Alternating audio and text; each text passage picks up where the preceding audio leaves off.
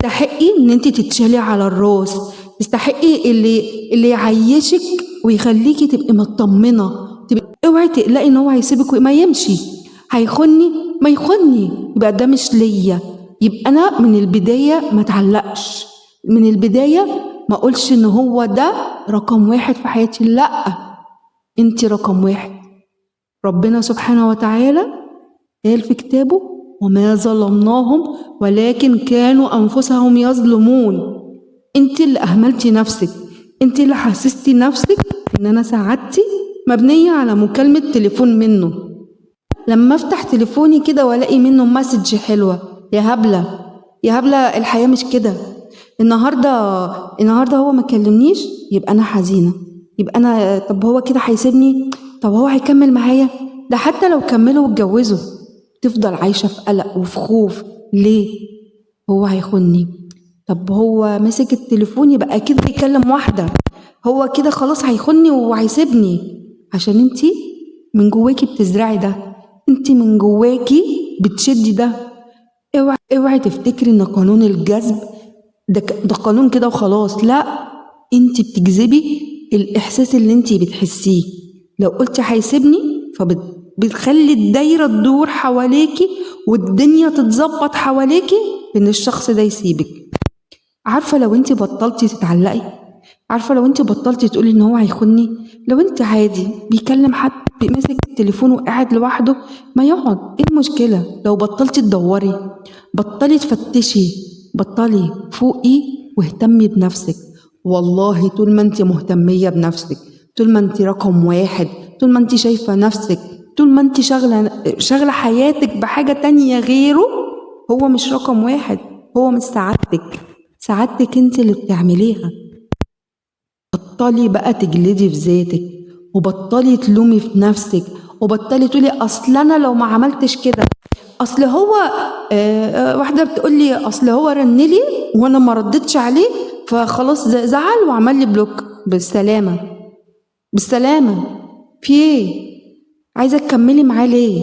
انت عايزه تكملي معاه ليه بعد ما عملك بلوك؟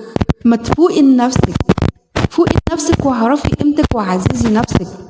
ايه يعني ما ردتيش عليه في مكالمه؟ مش مشكله، مش فاضيه. ما هو انت اللي عودتينا اول ما انا ليا اهتماماتي وليا اولوياتي. ركزي على نفسك، ما تركزيش عليه. هو مش محور الكون، انت رقم واحد. وبطلي تعلق وفكي التعلق عشان تعرفي تعيشي صح، عشان تعرفي الحاجات اللي انت بتشوفيها ديت وبتقولي الله انا نفسي اعيش قصة الحب اللي زي دي، وتفضلي تنزليها ستوري انا عايزة ده، انا نفسي في ده. لا يا حبيبتي، فوقي، انت لازم تستحقي ده حقيقي يحصل لك. انت مميزة، انت مميزة، انت ملكة، انت ملكة. عارفة يعني ايه؟ عارفة تعرفي تعيشي في عيشة الملكات؟ فكري كده، تهتمي بنفسك، اهتمي بنفسك كده، فوقي لنفسك.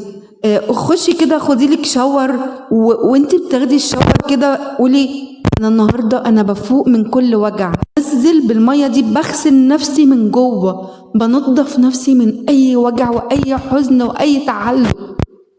ارمي تعلقك باي حد هو اللي يجي يبقى خايف انت اللي تسيبيه، يبقى خايف انت اللي ما تكمليش معاه. تهتمي بنفسك، ما تعززي نفسك. ليه عايزة تبقي رخيصة؟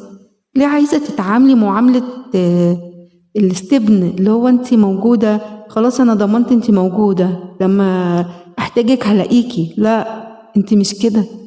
انا رقم واحد. اللي يجي يعاملك ان انت رقم واحد يا بلاش، اقعدي كده، ساعدي نفسك، فوقي، فوقي يا حبيبتي، فوقي. هنعمل مع بعض دلوقتي تمرين هنفك بيه التعلق من جذوره. هنشيل التعلق ونرميه برانا خالص. عايزاكي دلوقتي تغمضي عينك، اسمعي كلامي وهتدعيلي والله. غمضي عينك، تخيلي نفسك طفلة عندها 5 سنين عايشة جواكي.